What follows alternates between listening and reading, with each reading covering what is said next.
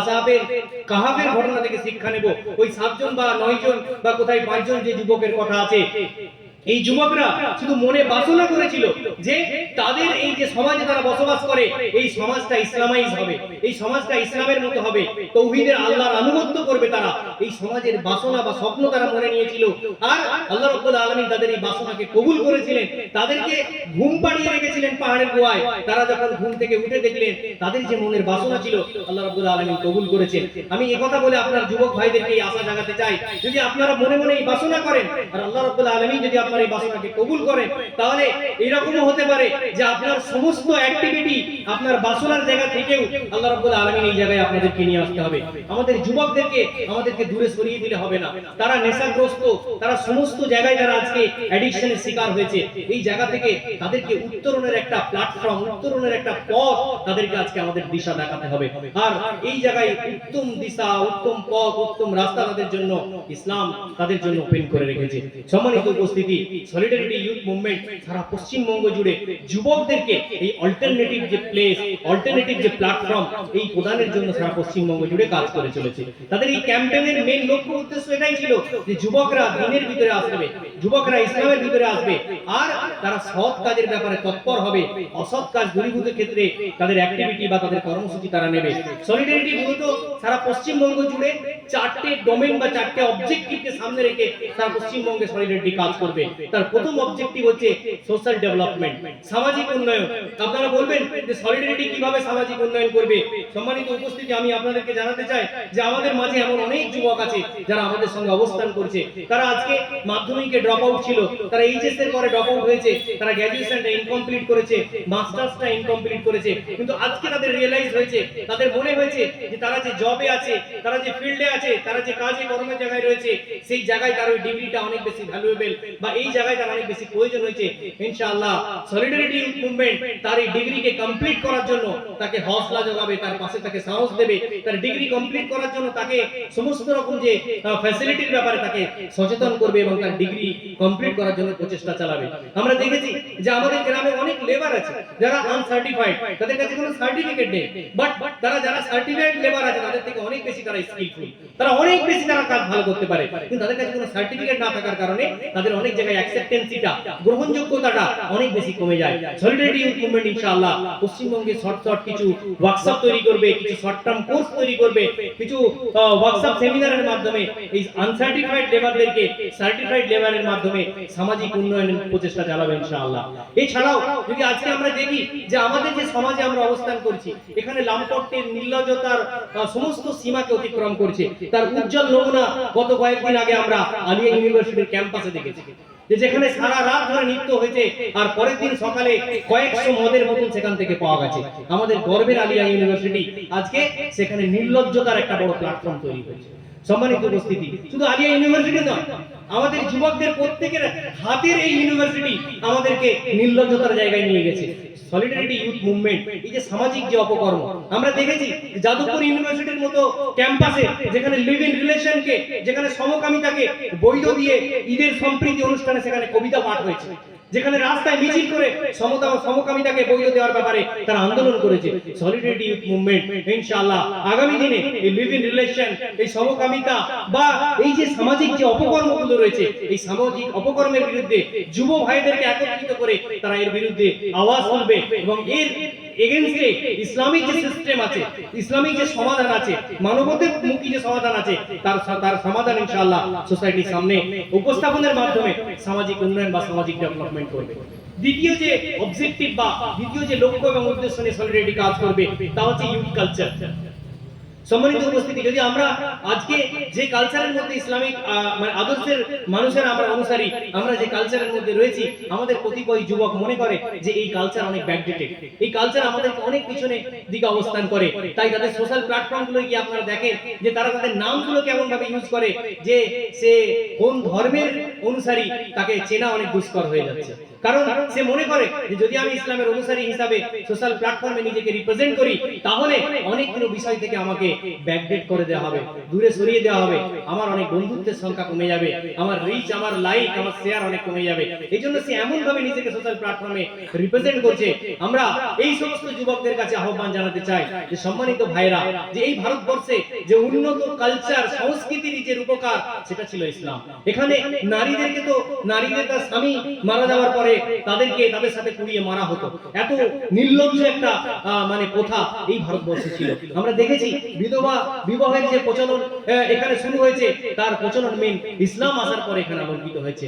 আমরা যতই জানি যে রাজা রামমোহন রায় বা বিদ্যাসাগর এর প্রচলন করেছেন, কিন্তু এনারা নিজেরা ডাইরেক্টলি এই প্রথার সঙ্গে সম্পৃক্ত হননি। আমরা জানি প্রিয় নবী মুহাম্মদ রাসূলুল্লাহ সাল্লাল্লাহু আলাইহি সাল্লাম তিনি খাদিজা রাদিয়াল্লাহু তাআলা আনহাকে বিবাহ করে বিধবা বিবাহের যে প্রচলন সেটা রাজা রামমোহন বা বিদ্যাসাগর নয়, ইসলাম তো সেই নবী মুহাম্মদ সাল্লাল্লাহু আলাইহি সাল্লামের সময় থেকে শুরু করেছেন বিধবা বিবাহের ব্যাপারে। তাহলে ইসলাম যে উন্নত যে কালচার, যে এখানের যে তামাদ্দুন, এর ব্যাপারে আজকে যুবকদেরকে বোঝাতে চাই। ইসলাম আমাদের কাছে একটা অহংকার, ইসলাম আমাদের কাছে একটা গরিমা যে আমরা ইসলামের অনুসারী, এর ব্যাপারে আমাদের যুবকদেরকে বোঝাতে হবে। তাহলে তারা তাদের যে পরিচয়টা, তাদের আইডেন্টিটিটা যেটা তারা চুপিয়ে রাখতে চাইছিল, লুকিয়ে রাখতে চাইছিল, সেটা তাদেরকে সামনে উপস্থাপন করতে হবে। যে আজকে সমাজের যদি সুস্থ মনোজ্ঞ রুচিশীল কালচার দিতে হয়, সংস্কৃতি দিতে হয়, তার অল্টারনেটিভ কালচার একমাত্র ইসলামে আছে। এই ছাড়া আজকের এই পাশ্চাত্যের কালচার দিয়ে আজকে সোসাইটিতে জাস্টিস বা হিউম্যানিটি বা মানবতা বা সুবিচার এটা আজকে এখানে বাস্তবে মানে বাস্তবায়ন করা সম্ভব নয়। এই যুবকদের আজকে কালচার দেখছি আমরা, অনেক ট্যালেন্টেড যুবকদেরকে আমাদের মাঝে দেখি যে তারা তাদের যোগ্যতাকে সঠিকভাবে ইউটিলাইজ না করার জন্য এই সাংস্কৃতিক যুগে তারা বা এই সাংস্কৃতিক প্ল্যাটফর্মে তারা ইসলামকে রিপ্রেজেন্ট না করে তারা ইসলামের বহির্ভূত সমস্ত জিনিসকে তারা আজকে রিপ্রেজেন্ট করছে, যা তাদের চরিত্রের, তাদের মোরালিটির এবং হিউম্যানিটির ধ্বংসের একটা বড় কারণ হচ্ছে। এই সমস্ত যুবকদের কাছে আমরা একটা উন্নত কালচার বা উন্নত একটা সংস্কৃতি তাদের সামনে আমরা উপহার দিতে চাই এবং ইসলামিক কালচারে তাদেরকে আমরা স্বাগত জানাতে চাই। 3 নম্বর যে প্রবলেম, এই 3 নম্বর প্রবলেমের বা 3 নম্বর যে অবজেক্টিভকে সামনে রেখে ইনশাআল্লাহ সলিডারিটি কাজ করবে, তা হচ্ছে ইউথ প্রবলেমস, যুব সমস্যা। আজকে আমরা জানি যে আমাদের যুবকদের মধ্যে কত রকম সমস্যা আছে। এখানে আমার অনেক যুবক ভাই বসে আছে যে আমরা সবচেয়ে বেশি যে সমস্যায় জর্জরিত, যে আমাদের অর্থনৈতিক সমস্যা। সম্মানিত ভাইরা, আজকে আমাদের ব্যবসা বাণিজ্যে, আজকে আমাদের চাকরি বাকরি, আজকে সমস্ত দপ্তরগুলোতে আমরা দেখতে পাচ্ছি যে সেখানে করাপশন বা দুর্নীতিতে পূর্ণ হয়েছে। এই জায়গা থেকে আজকে তাদেরকে যে হসলা বা হতাশার জায়গায় তাদেরকে নিয়ে আসছে থেকে উত্তরণ করে তাদেরকে একটা বিজনেসের জায়গায় বা তাদের ডেভেলপমেন্টের জায়গায় একটা অল্টারনেটিভ ওয়ে, অল্টারনেটিভ রাস্তা তাদেরকে দেখার জন্য ইনশাআল্লাহ যুব এই শ্রেণীকে অল্টারনেটিভ প্ল্যাটফর্ম তৈরি করার জন্য সলিডারিটি ইনশাআল্লাহ সারা পশ্চিমবঙ্গ জুড়ে বিজনেস ক্লাব তৈরি করবে। এই বিজনেস ক্লাবের মাধ্যমে সলিডারিটি ইন্টারকানেক্টেড ডিস্ট্রিক্ট বা স্টেটের মাধ্যমে তারা বিজনেসকে যুবকদের মাধ্যমে আরো বেশি তাদেরকে এন্টারপ্রেনার বানাবে এবং তাদের ডেভেলপমেন্টের জন্য ইনশাআল্লাহ প্রচেষ্টা চালাবে। এছাড়া আমি শুরুতে বলছিলাম যে যুবকদের মাধ্যমে অনেক যোগ্যতা দিয়েছে। আমরা আমাদের যদি যুবকদের দিকে তাকাই যে তাদের ভিতরে অনেক যোগ্যতা আছে, অনেক মানে এই যোগ্যতাগুলোকে যদি আমরা সঠিকভাবে ব্যবহার করতে পারি, সঠিকভাবে ইউটিলাইজ করতে পারি, তাহলে আমাদের পরিবারগুলো, আমাদের সমাজগুলো অনেক কল্যাণমুখী কাজের দিশা পেতে পারে। সম্মানিত উপস্থিতি, লাস্ট যে পয়েন্ট নিয়ে বা লাস্ট যে অবজেক্টিভ নিয়ে সলিডারিটি কাজ করবে সেটা হচ্ছে এইটা, সোশিয়াল এন্ড পলিটিক্যাল অ্যাওয়ারনেস। আমাদের ভারতীয় সংবিধান আমাদেরকে যে অধিকার দিয়েছে, এই অধিকারের ব্যাপারে আমাদের যুব সমাজ কতটা সচেতন।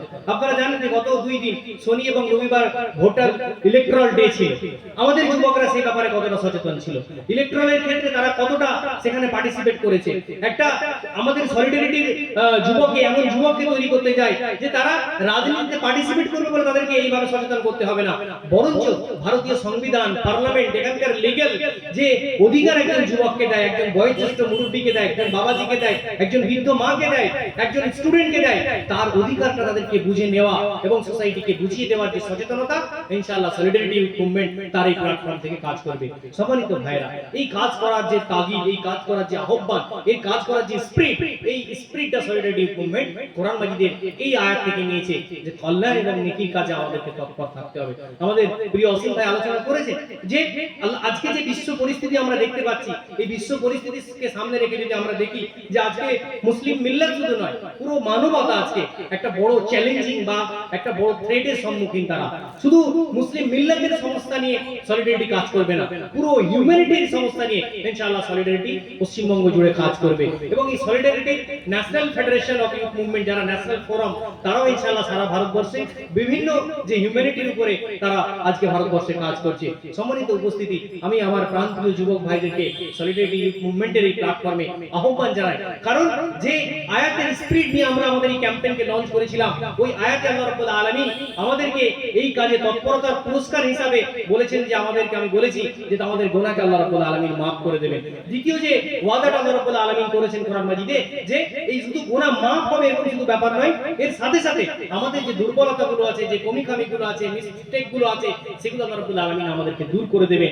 আর লাস্ট হিসাবে আল্লাহ রাব্বুল আলামিন আমাদেরকে কি জান্নাতুল ফেরদাউস দেবেন, এটা আল্লাহ রাব্বুল আলামিনের ওয়াদা। তাহলে আমরা যদি আমাদের যুবকদেরকে, আমাদেরকে সন্তানদেরকে, আমাদের প্রতিবেশী বন্ধু বান্ধবদেরকে যদি আমরা এই কাজে তাদেরকে ইনভলভ করতে পারি, তাদের মাধ্যমে সামাজিক উন্নয়ন করতে পারি, সামাজিক ডেভেলপমেন্টের কাজে তাদেরকে পার্টিসিপেট করাতে পারি, তাদের এই যৌবনের যে এনার্জি, তাদের যে যোগ্যতা, তাদের যে মেধা, এটাকে যদি সঠিকভাবে আমরা ইউটিলাইজ করতে পারি, তাহলে একটা আদর্শ পরিবার আমরা উপহার দিতে পারবো, একটা আদর্শ সমাজ আমরা উপহার দিতে পারবো, একটা আদর্শ রাষ্ট্র আমরা উপহার দিতে পারবো। আর এটা আপনার আমার ইমানি দায়িত্ব। আল্লাহ রাব্বুল আলামিন এই কাজ আপনাকে আমাকে দিয়েছে, কারণ আল্লাহ রাব্বুল আলামিন আপনাকে আমাকে উম্মতে ওয়াসাতা করেছে। আজকে আমরা আমাদের যুবকদের দিকে তাকালে অনেক বেশি হতাশ হয়ে যাই।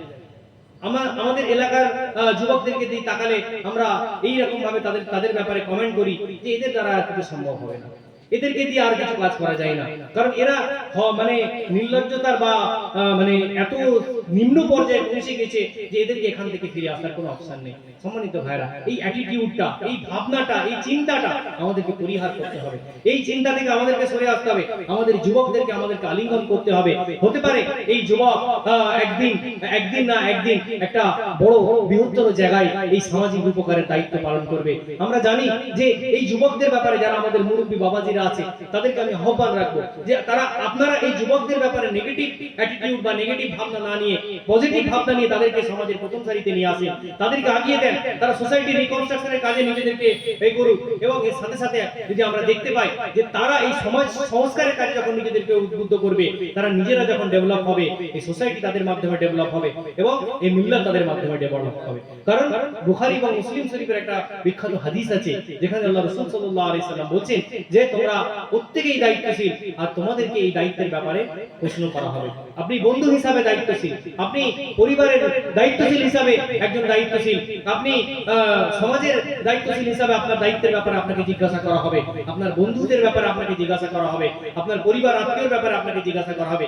এই জায়গাটাই যদি আপনাকে সচেতন করা যায়, আজকের যুবকদেরকে যদি আমরা এই জায়গাটাকে তাদেরকে আমরা ফিরিয়ে নিয়ে আসতে পারি, তাহলে আমরা দেখতে পাবো যে যুবকের সন্ধান আমরা করছিলাম, যে যুবকের আহ্বান আমরা করছিলাম, ইনশাআল্লাহ সেই যুবক আমাদের পরিবারে তৈরি হবে, আমাদের সমাজে তৈরি হবে, আমাদের রাষ্ট্রে তৈরি হবে।